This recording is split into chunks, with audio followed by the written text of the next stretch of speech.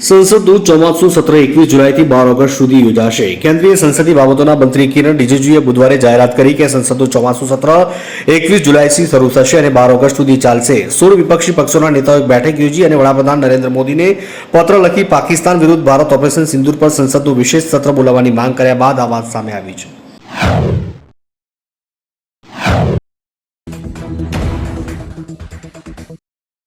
અયોધ્યા ફરવા આવેલી યુવતી સાથે હોટલ કર્મચારીએ અભદ્ર વર્તન કર્યું, પોલીસે આપી પ્રતિક્રિયા. પટના બિહારથી અયોધ્યા યુપી આવેલી એક વ્યક્તિને સગીર પુત્રી સાથે હોટલના એક કર્મચારીએ કથિત રીતે છેડતી કરી હતી. જ્યારે તે વ્યક્તિના આરોપનો વિડીયો વાયરલ થયો ત્યારે એસપી સિટી અયોધ્યા ચક્રપાણી ત્રિપાઠીએ કહ્યું કે તપાસ શરૂ કરવામાં આવી છે અને યુવાને કસ્ટડીમાં લેવામાં આવ્યો અને તેની પૂછપરછ કરવામાં આવી રહી છે.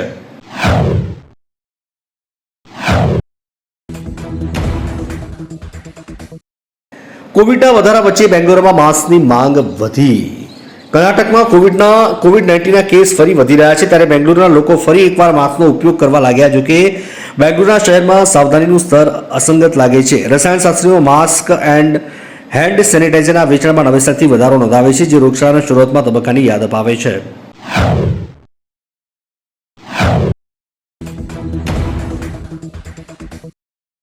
બુધવારે ડોલર સામે રૂપિયો નબળો પડ્યો. મૂડી બજારમાંથી વિદેશી ભંડોળના પ્રવાહને પગલે બુધવારે ભારતીય રૂપિયો અમેરિકન ડોલર સામે નબળો પડ્યો.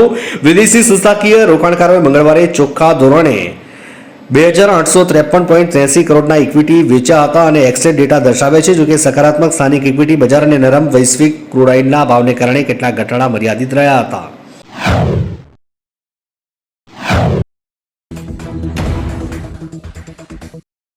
યુપીમાં બચાવ કામગીરી દરમિયાન 8000 સાપ બચાવનાર મુરલીવાલે હોંસલાને કોબરા કરડ્યો.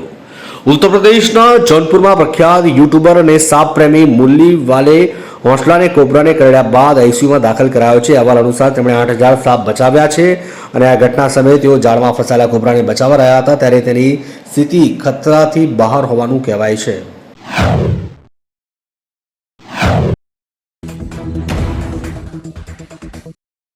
ભાગદોડ ચિન્નાસ્વામી સ્ટેડિયમની બહાર ભીડ થવા બદલ કર્ણાટકના નાયબ મુખ્યમંત્રીએ માફી માંગી. કર્ણાટકના નાયબ મુખ્યમંત્રી ડીકે શિવકુમારે આરસીબીના આઈપીએલ ટાઇટલ વિજય ઉજવણી દરમિયાન ચિન્નાસ્વામી સ્ટેડિયમની બહાર ભીડ માટે માફી માંગી છે. તેમણે કહ્યું કે ભીડ બેકાબુ હતી, હું આ બદલ માફી માંગુ છું. તેમણે ઉમેર્યું કે ભીડને કારણે શોભાયાત્રા રદ કરવી પડી. અહેવાલ મુજબ ભાગદોડમાં ઘણા લોકોના મોતની આશંકા છે.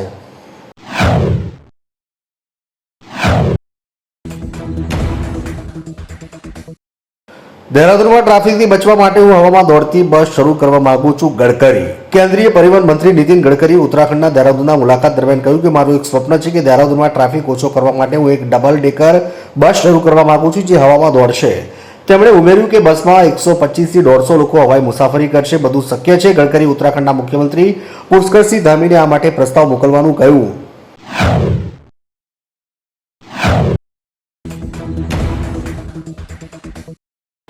અનુષ્કા સાથેનો ફોટો પોસ્ટ કર્યા પછી વિરાટ કોહલીએ કહ્યું કે આઈપીએલ ટ્રોફી અનુષ્કા માટે વધુ ખાસ છે. આઈપીએલમાં આરસીબીની જીત બાદ વિરાટ કોહલીએ અનુષ્કા શર્મા સાથે ઇન્સ્ટાગ્રામ પર એક પોસ્ટ શેર કરી છે. તેણે પછીનો ફોટો પોસ્ટ કર્યો છે અને કેપ્શનમાં લખ્યું કે મેં 18 વર્ષ, તેણે અનુષ્કા 11 વર્ષ પછી આઈપીએલના આરસીબીના ઉતાર ચઢાવ જોયા છે અને બંને રાહત અનુભવીએ છીએ. તેથી આ ટ્રોફી તેના માટે વધુ ખાસ છે.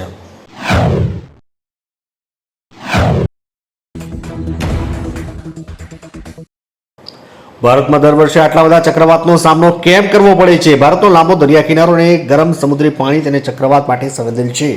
આ તોફાનો મુખ્યત્વે પૂર્વ કિનારા પર ચોમાસા પહેલા પછીની ઋતુઓમાં અથડાય છે. ડિઝાસ્ટર મેનેજમેન્ટ એક્ટ જેવા પગલાં ચક્રવાતની અસરનો સામનો કરવામાં મદદ કરે છે. આઈએમડી જેવી એજન્સીઓ વહેલી ચેતવણી આપે છે જ્યારે એનડીએમએ રાહત અને પુનઃપ્રાપ્તિનું સંચાલન કરે છે. જોખમો હોવા છતાં સુધારેલા આયોજનથી તાજેતરના વર્ષોમાં નુકસાન ઓછું થાય છે.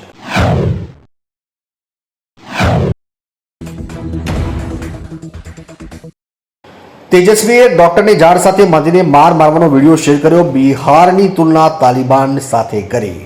આરજેડી નેતા તેજસ્વી યાદવે બિહારના ગયામાં રેપ પીડિતાની માતાને સારવાર માટે ગયેલા એક ડોક્ટરને ઝાડ સાથે બાંધીને 2 રનથી માર મારવાનો વિડીયો શેર કર્યો. વિડીયોમાં ડોક્ટર લોહીલુહાણ જોવા મળી રહ્યો છે. તેજસ્વીએ વિડીયો સાથે લખ્યું છે કે બિહારની સ્થિતિ તાલિબાન કરતાં પણ ખરાબ છે. પોલીસે સ્થળ પર પહોંચીને ડોક્ટરને મુક્ત કરાવ્યો છે.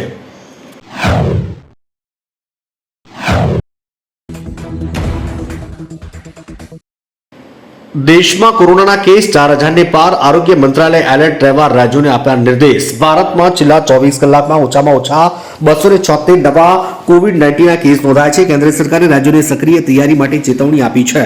આ નવા કેસો બાદ દેશમાં સક્રિય કેસોની સંખ્યા 4302 થઈ ગઈ છે, જ્યારે 44 કોવિડ સંબંધિત મૃત્યુ નોંધાયા છે. કેન્દ્ર સરકારે આરોગ્ય મંત્રાલયે તમામ રાજ્યોને ઓક્સિજન સપ્લાય સહિત આવશ્યક દવાની ઉપલબ્ધતા સુનિશ્ચિત કરવાની જરૂરિયાત પર ભાર મૂક્યો છે.